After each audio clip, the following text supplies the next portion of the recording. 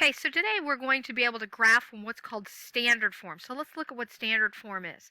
Standard form is capital AX plus capital BY is equal to C. Now, if we are true standard form, okay, this is standard form, but some people get really picky. If it's true standard form, A has to be positive. Basic standard form is that A and B have to be non-zero, okay? Are not both zero. So one of them can be zero, but not both of them, which kind of makes sense. But if it's true standard form, A has to be positive. Depends on how picky you want to get. Now, if I were naming this section myself, I would actually call it graph. Okay, so we graphed using slope-intercept. Now we're going to graph given standard form. And what we're going to use is graph using X Intercept and Y-Intercept. Okay, so we're going to graph using our X and our Y-intercepts. Okay, now I want to graph, so this is standard form just to let you know, but what I want us to look at, just draw an axis of some sort. And I want you to put a point right here on the x-axis. When I say right here, someplace on the x-axis, I don't care where it is. And put one right up here on the y-axis. This would be our graph. This is called our x-intercept. So this one right here, that is our x-intercept. Okay? And this one right up here, this is our Y-intercept. We've been dealing with that one. And I'm going to just abbreviate Y-I-N-T, so Y-intercept. And you're welcome. If I ever abbreviate, you can do the same thing. Now, I want you to look at this. And we've already kind of talked about the Y-intercept. If I looked at the ordered pair for the Y-intercept, what do I notice? Well, the first thing you're going to say is, well, we don't have any numbers. You're right, we don't. But we do, actually. So my first value here is the x-coordinate. How much does this go off of the x-axis? It doesn't. It's got to be 0. Okay, has to be 0. The x-coordinate of the y-intercept is going to be 0. That is crucial for what we're going to be doing here. And on the x-intercept, look at that ordered pair. Look at the ordered pair for the x-intercept. We don't know the x, but do we know what y is? Does y move off? Does that point move off? No. So my y-coordinate has got to be 0. Okay, so make the connection here. Y-intercept, x-coordinate is 0. X-intercept, y-coordinate is 0. Okay, so make that connection, and that's what this says right here. To find the x-intercept, plug 0 in for y. Because I'm talking about the x, I'm going to plug it in for y. Then solve for x. This is where the line crosses the x-axis. That's the x-intercept. Okay, to find the y-intercept, substitute 0 in for x. See the connection? See the connection? See the connection? Then solve for y. So if I want the y-intercept, I have to plug in for x. If I want the x-intercept, I plug in for y. Not a big deal, and that's all there is. Now, the downfall for graphing using x and y-intercept is you only have 2 points. So if you make one little error, you're totally off. So that is the disadvantage. So just kind of check yourself. Okay, so here we go. 3x plus 4y is equal to 8. I want to find the x-intercept, and I want to find the y-intercept. If I want the x-intercept, where do I plug in 0? For y. So in place of y, I put a 0. And then I solve this equation. Well, that, of course, goes to 0, 4 times 0. So I get 3x is equal to 8. Divide by 3, and I get x is equal to 8/3. Now, if I'm going to have to graph this, that's going to be, what, 2 2/3? And I know a fraction is not pleasant, but you just go in between the lines. It's close enough. We're not that picky. Okay, now here we go. We want to find the y-intercept. If I want to find the y-intercept, where do I plug in 0? For x, exactly. So in place of x, I plug in 0. So this, of course, goes to 0. So I have 4y is equal to 8. Divide by 4, y is equal to 2. Now, it's very important that we're deliberate here. My x-intercept is the point 8/3, and what's my y-coordinate? Well, we plugged in 0 for it. And also, it's the x-intercept. It has to be 0. Over here, okay, my ordered pair It's the y-intercept. So what's x? 0. We plugged in for it. Write these as ordered pairs because these are points. And then we're graphing. And that's what we're going to do here is we're going to now graph. Okay? So this one you could have written as 8 3/8 or 2 2/3. Don't write it as a repeating decimal though. That's just ugh. Nope, we don't like those. Okay, so here we go. We're going to graph each equation using the intercepts. So I like to do it in an organized way. I like to find the x-intercept and I like to find the y-intercept. Okay? So for the x-intercept, where do I plug in 0?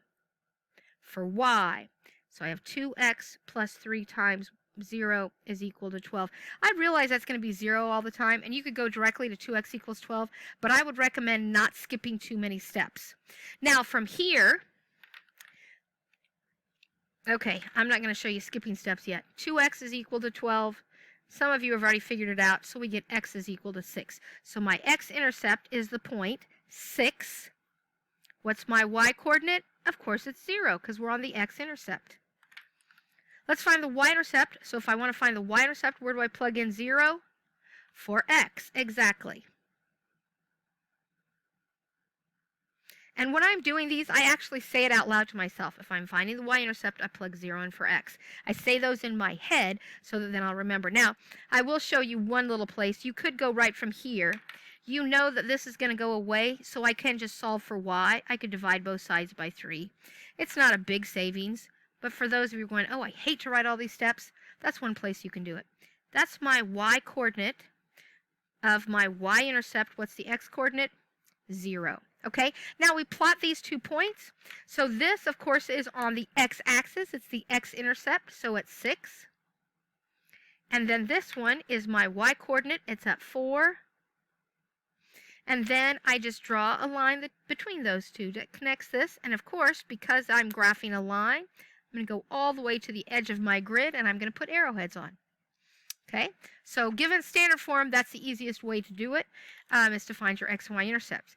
Now, I want you to try this one. So here's what we're going to do. We're going to pause. You're going to find your x and your y intercepts, and then I'm going to turn it back on, and we're going to look, and then we're going to graph it. Now, you can graph it before that if you want to. Okay, so we're going to pause, find our x and y intercepts. So hopefully you remember that to find the x-intercept, I have to plug 0 in for y, and for my y-intercept, I have to plug 0 in for x. And you would have found out that your x-intercept is -2, 0, and your y-intercept is 0, -5. Okay, so if you have different answers, you might want to pause it and look at what I did, and then write it down and make sure you understand. Okay, so now we're going to plot -2, and we're going to plot -5. They don't always come out both positive or both negative. You can have whatever on this. That's just a funky thing that happened here. Because you can also have a minus sign there. That would change the value. I'm sure you'll have that on your homework today. Drawing the line, connecting them, and of course going all the way to the edge of the grid. Okay, good. Now, we have kind of talked about these two on the back before, but I just want to go over it again. And when I have one variable, okay, here's what I want you to write down. If only one variable. No, I don't want to say it that way. Hold on. No, I do want to say that. If you only have one variable, then the graph crosses that axis and only that axis. Okay, so for instance, y equals -3. What axis does it cross? It crosses, that's important, the y-axis. Because I only have that variable, that's what it's going to cross. Here I have x equals 2. Guess what this one crosses? This crosses, that's important, crosses the x-axis. Okay, so let's graph this. It crosses the y, It's going to be crossing the y. It has to cross the y. So it's going to go horizontal. It's going to cross the y. Where does it cross the y at? -3. So it's going to cross the y-axis at -3. Now you can memorize, oh, if it's y, then it's going to be, no, and it's going to be horizontal. Or you can just go, hey, it's going to cross that axis and only that axis, draw a line through it, bam, you're done. Okay, that's it. That's all you do to graph that one. Okay, do you want to try this one? pause your video? Try it. Go ahead. Pause your video. Try this one. Hopefully what you realize is it crossed the x-axis. So it's got to be a vertical line, vertical line, vertical line. So it's going to cross at 2. It's going to cross at 2.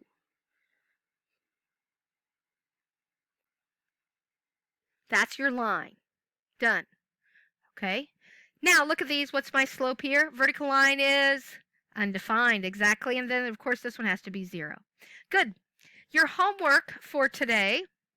So your homework for today is graphing lines in standard form. And what you're going to do is you're going to graph these.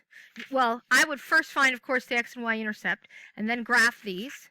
And then you're going to upload it, okay? Because I want to see your graphs. And this won't take you too long, and it's good practice. You need to practice it. Now, if you're feeling real adventurous, like on a problem like this, if you want to, get it into slope-intercept form. Move the x over to the other side and graph it by slope-intercept. You can do it pretty easily on that one, any place where the y doesn't have a coefficient. And on this one right down here at number 12. So if you want to get y by itself and graph by slope-intercept, I'm good by that. But the other ones you're going to want to do by, you could also do this one by slope-intercept. Move the 2 to x to the other side.